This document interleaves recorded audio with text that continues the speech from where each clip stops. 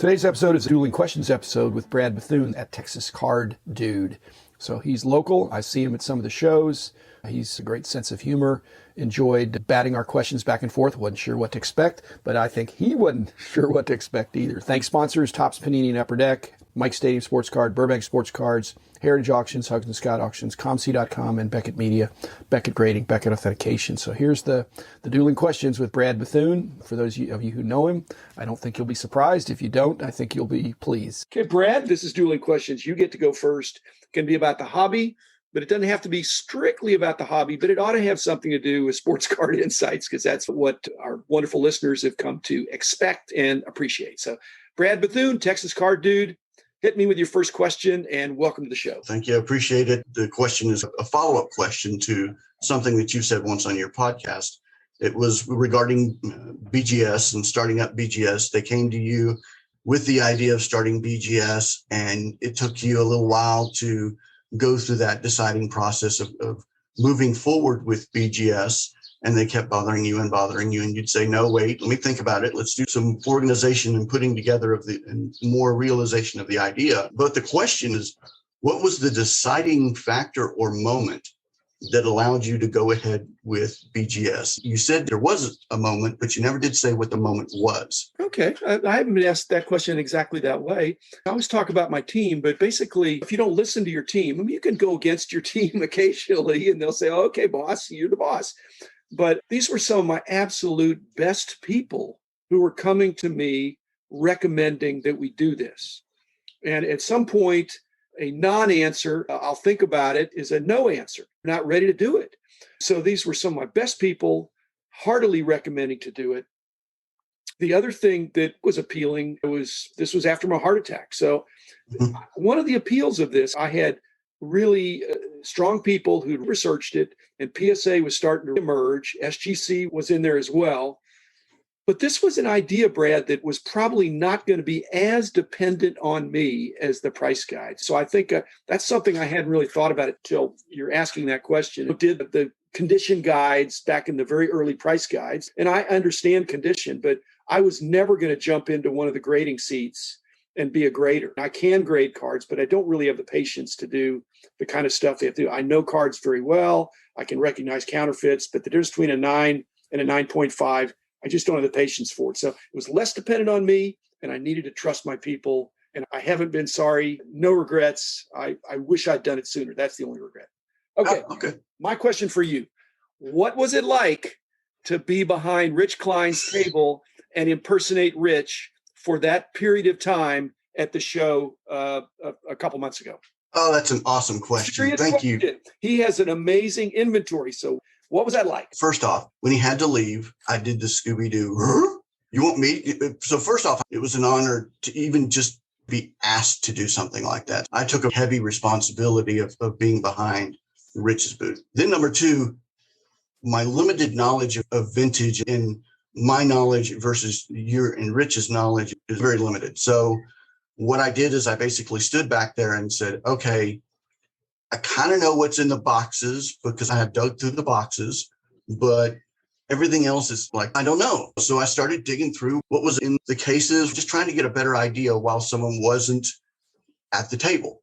What happened was when someone came to the table, my 12 years of trade show experience and sales experience kicked in, and I was just friendly and started talking baseball cards. And what do you like to collect? Then I went, have you seen Hobby Hotline? So have you heard? So talking about Hobby Hotline and talking about the things that we talk about on a Saturday show basis. And Brad, it sounded like you didn't sell any cards. So did you help out my buddy Rich? I mean, he has 10 tables worth of material stacked up on 2 tables. He did. When he came back, he was very shocked at how much that I sold. When people said, I'm looking for X, and I'm going, okay, I think it's in this box over here. Why don't you dig until Rich gets back? And then he'll be able to give you a good price. Well, there were people that weren't there that long, and I wasn't going to make them wait. So I thought, okay, what do you think is a good price for the card? Well, they give me a good price, and we looked at the sticker price, and I'm like, okay, I know eBay comps is like 30% of what seems like a good deal. Then I went, okay, what would Rich do in this place? Dangerous thinking, but yes, yes. Exactly. I just really took that responsibility heavily and just tried to be respectful of his card, of his booth. It worked out where I was able, whenever he walked back, to hand Everything's nominally marked, but then Rich's discount. has a discount. That's right. Okay, your turn. Okay. You did answer a question of mine of how involved were you in the delegation, but back then when you were starting BGS, what was your biggest challenge going forward? What was like the number one thing that you just hit the wall, hit the head, and just went, oh, why am I really doing this? Was there ever anything like that? I'm not sure in what context, but the real challenge for me and my personality type and the way I was raised, it was hard for me to delegate. Mm-hmm. So I think one of the things that really came up is that, like I mentioned with grading, it was pretty clear I wasn't going to be able to grade all the cards. Right. And I didn't even want to be the final authority on the grading of the cards where they'd come in. They did come up to my office and say, "We've got a problem with this card. Have you seen it?" I'd say, "Yeah, I've seen it before, and it doesn't look real to me." And they said, "Okay, thank you." But on the price guides, when it started out, I was the guy that knew the most. But then as we started hiring people, then they had their specialties and the grading. So I think the delegation is something that I would have hit the wall. What happened was things got so big so fast that I had to delegate. I was forced to delegate. Like I said, looking back, no regrets. Got some awesome people on my team. But I had trepidation of thinking, you can't clone yourself, Brad. That's not a good business strategy for growing. Actually, I did hire my sister, but she has a lot of my DNA, but she's my little sister. So. Anyway, okay, my turn. I've got a scenario for you. You apply to BGS or PSA or any grading company, and you say, I want to be a grader. They say, here's a test. You take the test, you don't pass. They hire somebody else. And you say, I really want to be a grader. I'm going to reapply next year, in 6 months, whatever. What would you do to prepare yourself to get a job at BGS, PSA, or one of the grading companies, assuming you wanted to do that? What paces would you run yourself through? Is there an online course? Would there be some mentor under whose tutelage you would study? What would you do in a crash program to really get good at grading? Oh, that's a great question. The first person I would call would be DH, Drew Herndon. Yep. Because Drew just recently passed the test. And I would go, okay, Drew, what did you do to pass the test? Where did you study? And really pick his brain on how I would do that. The next thing I would do is go to someone else who I find really highly respected, John Newman, who's graded a lot of cards, and ask him his opinion on what he looks. I've done this before, but I'd probably do this a little bit more of a deep dive going for a position or a job or anything like that. I would ask him what his opinions were, what they would look for grading. Then I would look to start relationships within PSA at graders or BGS with graders. And then I would start to connect and just really get to know the hiring managers, get to know the senior levels, get to know the people and the culture there at whatever TPG that I wanted to. Not only would I learn the process and learn how to be and then learn how to pass the test, it's also ingratiating myself within whatever company that I wanted to. Culturally, who do I know, reaching out to, and really trying to develop a relationship with the company so that they know that I'm not just trying to get a job, that I would be looking for a career. So I would move towards those two steps. The third would be ingratiate yourself to what's going on within the company and news and notes and worthiness so that you can learn more about the company. That's be the three things I would do to start with. You're hired. Okay. If people did that, I think there's jobs. They're looking for people. And that's a helpful answer. Thank you, Brad. Your turn. Okay. So I'm going to switch gears. When you started your podcast, did you go to your relationships within the industry to say, hey, I'm thinking about starting a pod? Where'd you get your sponsors from? That's what I don't know. Where did you go get that beginning relationship? How did you decide you wanted to do sponsors? I did one thing that was smart, and that is I didn't charge anybody up front. I don't know if they even believe me, Brad. I said, I'm going to do a podcast.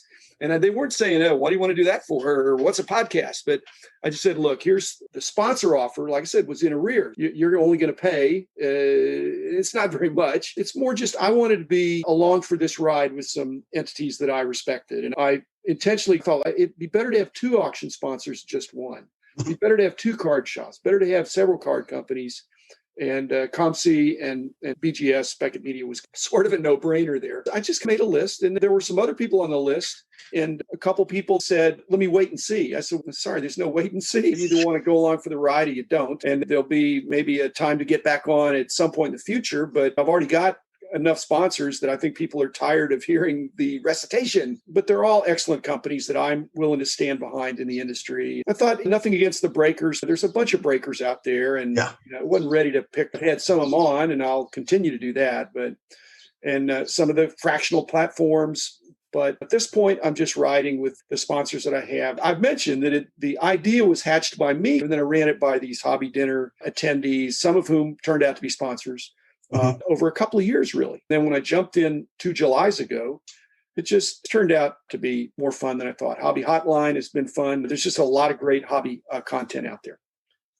Okay, my turn. Personality and sense of humor is a big part of your hobby experience. Mm-hmm. It's a little bit quirky, but how does that help you? You have an endearing quality, but that's an integral part of who you are. Where's that coming from? And how do you encourage other people to really bring their full personality to their hobby experience? Oh my gosh, this is a fantastic question, because I was just talking to my wife about this. Like literally right before we started talking, she goes, A, don't be weird. B, because the whole thing of when you and I first started talking on Hobby Hotline, I got fanboy starstruck. So I stopped for a second and I started like really. And number 2, I'm just a ham. I always have been. I've always been a chameleon and if you ever meet me at a show, I'm 5'2". I'm not the tallest guy in the world. So when I was younger, I had to become the chameleon, not the prankster, not the jokester, not the haha funny joke guy, but at least friendly enough to where everybody could get along with. And then I wouldn't, because if I got myself in a fight situation, I'd get in trouble. So just trying to like be friendly, be myself, and be jovial throughout the entire thing. And I got a real quirky sense of humor. I grew up with a bunch of friends that we were brutally harsh with one another with insults, as typical guys are. So I learned to be quick on my feet as a youngster. One of the things when I jumped into content creation, or whatever you want to call what I do, my show, podcast, Hobby Hotline, Let Her Rip, whatever, is I took a very hard look at who I was. And I had a long 3-hour conversation with John Newman over this. And his number one key advice kept being, be yourself. That's just the one thing that I try to be. I try to be brutally honest about being a man of faith and a follower of Christ. I take it very seriously. That goes into everything that I do. I try to be friendly. I try with every fiber of my body not to lie, because I'm very bad at it. And then I just try to have fun. We're doing baseball cards, man. We're talking sports cards. It's not supposed to be like mind-blowing. This is baseball cards. Have fun. So I get to enjoy doing cards all the time and have fun. Is it frustrating? Of course, but it's fun. My lovely wife listens to the episodes, and when she listens to this one, and a lot of times she'll listen at 1.5 times speed or something, and sometimes she'll do that. She said, boy, that Brad, he really was a comedian. I'm saying, no, he said he was a chameleon. You're a chameleon comedian, Brad. So just take that to the bank. So thanks, everybody. Thanks, Brad Bethune. We'll be back again tomorrow with another episode.